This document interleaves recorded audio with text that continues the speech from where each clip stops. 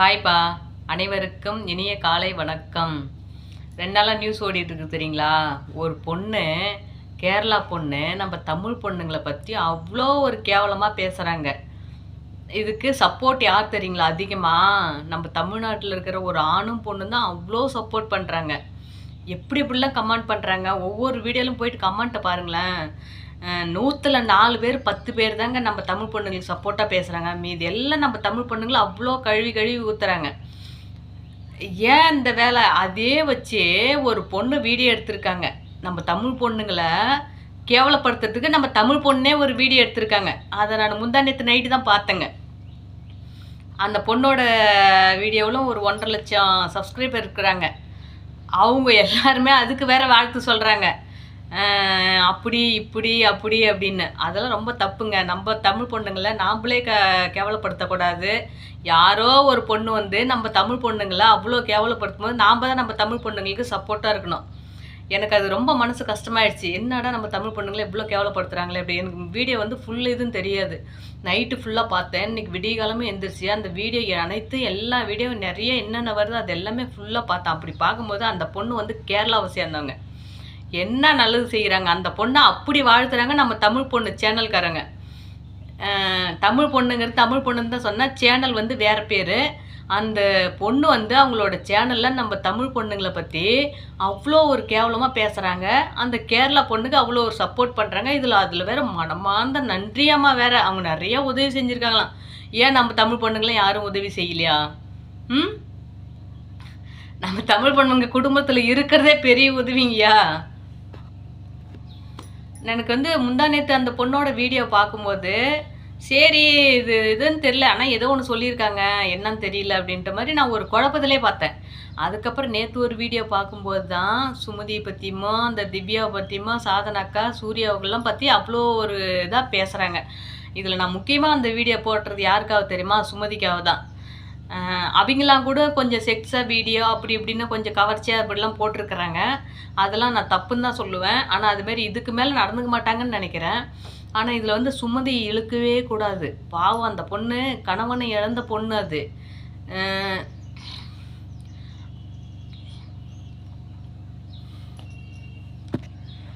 அதோட மனசில் அவ்வளோ வலி இருக்கும்.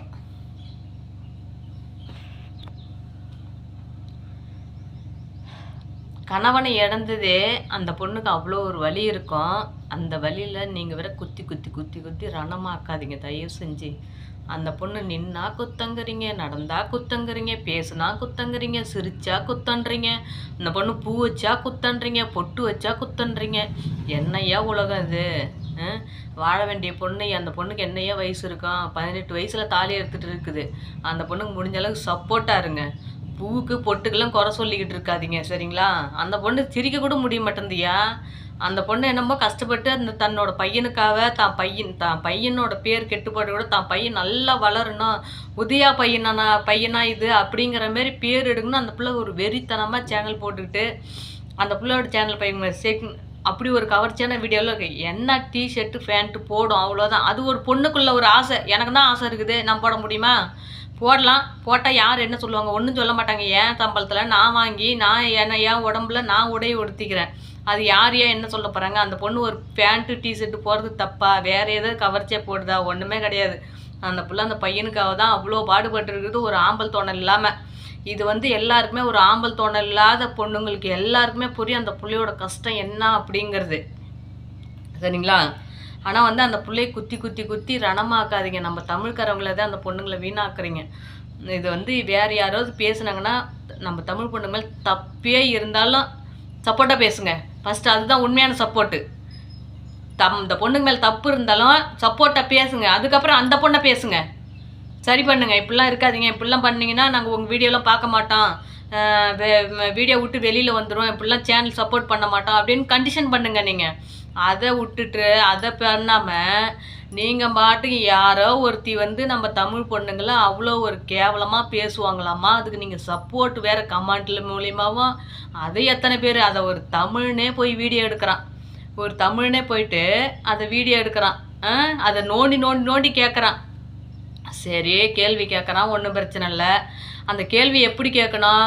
ஒரு நான் 2, 3 குழந்தைங்கள அடைச்சி வச்சிருந்தா திவ்யா, நான் போன உடனே கதறிட்டு வந்துச்சு அப்படின்றாங்களா, 4, 5 குழந்தைங்கள அடைச்சி வச்சேன்னா, அந்த 4, 5 குழந்தையோட அப்பா, அம்மா தேட மாட்டாங்களா? சொல்லுங்க. குழந்தைங்க ஸ்கூல் படிக்கிற குழந்தை 14 வயசாமா, 16 வயசாமா, 18 வயசாமா, அந்த குழந்தைங்களுக்கு ஒன்றுமே தெரியாது ஆம்பளை பசங்களுக்கு. ஆம்பளை பசங்க ஒரு பையனை அடைச்சி வைக்க முடியுமா? என்ன கத்தி ரணகலம் பண்ணுவோம் தெரியுமா? அந்த குழந்தைங்கள பெற்றவங்க 1 மணி நேரம் தேடமா இருக்க மாட்டாங்க. ஸ்கூல் விட்டு 5 மணிக்கு முடிஞ்சு 6 மணிக்கு பையன் வீட்டுக்கு வருவான்னா 6 மணிலேருந்து பையன் காணோம்னா ஆம்பளை மனசு பதறதோ இல்லையோ பொம்பளை மனசு பதறி போயிடும். தான் புள்ள ஸ்கூலுக்கு போன புள்ள 6 மணிக்கு வர வேண்டிய புள்ள 6 மணிக்கு வரலையே அப்படின்ட்டு பதறுவா. அதுக்காகவே அந்த பொண்ணு வந்து குழந்தைய தேடி ஆகணும். இது எந்த குழந்தையும் அடைச்சிலாம் வைக்க முடியாது. பெற்றவங்க சும்மா விட மாட்டாங்க. பெற்றவங்க குழந்தைய வச்சுருப்பாங்க. அப்படி அடித்து வைக்கிற மாதிரினா அந்த பெற்றவங்க நேரம் போலீஸ் கேஸ் கொடுத்துருக்கணும்ல. இத்தனை நாளைக்கு குழந்தைங்களாம் அடைச்சி வச்சுருந்தாலாமா, பாலியல் தொல்லை பண்ணாலாமா, அந்த குழந்தைங்க 4-5 நாள் அங்கே இருந்தாங்கன்னா அப்போ பெற்றவங்களாம் குழந்தை காணோம்னு கேஸ் கொடுத்துருப்பாங்கல்ல. 4-5 நாள் குழந்தைங்கள காணோம் அப்படின்னு 4-5 பேர் அந்த 4-5 குழந்தைங்களோட அப்பா அம்மா கேஸ் கொடுத்துருப்பாங்கல்ல.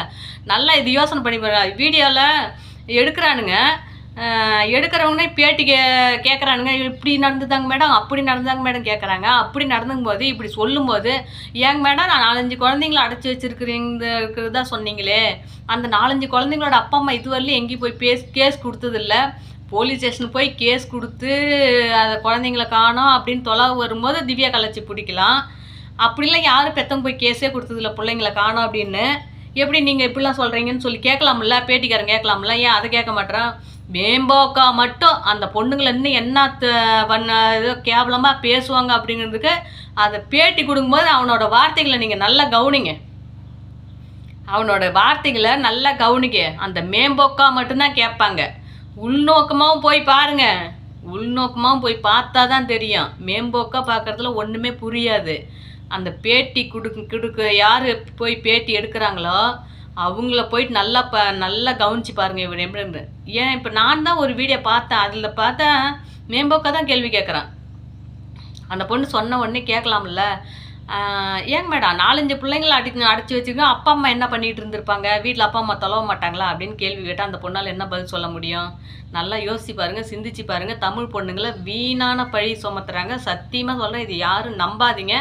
அப்படியே தப்பாகவே இருந்தாலும் அந்த பொண்ணுங்களோட சேனல் விட்டு கூட நீங்கள் வெளியே வந்துடுங்க. அவங்க பொண்ணு மாறிடுவாங்க. இன்னும் சொல்ல போனால் உலகத்தில் கவர்ச்சியாக போட்டால் தான் வீடியோவே அதிகமாக போகுதுங்கிறதுக்காக தான் அதுக்கு நிறைய போடுறாங்க. அதுக்கு காரணமே நீங்கள் தான், பார்க்குற மக்கள் தான். அந்த கவர்ச்சியாக இருக்கிற வீடியோ யாருமே பார்க்காம இருந்து பாருங்கள். யாருமே ஒன்றும் பண்ண மாட்டாங்க, சேனலை விட்டு வெளியே வந்துடுவாங்க. நீங்களாம் அவங்களுக்கு அதிகமாக சப்போர்ட் பண்ணுறதால தான் இன்னும் அதிகமாக தூண்டிக்கிட்டே போகிறாங்க. அவங்க ட்ரெஸ் இல்லாமல் போடுற அளவுக்கு வரப்போகுது. ஆனால் காரணம் யார்? பார்க்குற நீங்கள் தான். நாம்ளே அதுக்கு கூட சின்னதாக ஒரு கவர்ச்சியாக வந்தால் கூட இதுமாரி போடாதீங்கம்மான்னு சொல்லிவிட்டு அட்வைஸ் பண்ணுங்கள். அட்வைஸ் பண்ணி கேட்கல அப்படின்னா சேனல் விட்டு வெளியே வந்துடுங்க. தன்னை போல் மாறிப்பாங்க. 1,00,000 பேர் இருக்காங்கன்னா 1,00,000 பேரில் எல்லாருமே வெளியே வந்துடுங்க. ஐயோ எல்லாருமே போயிட்டாங்க, நம்ம இப்படி போகிறதால தான் இன்னும் நல்லா போடும்னு அவங்க மனசே மாறும். தப்பியும் நாம்ளே செய்யறதுக்கு தூண்டி விட்டுருது.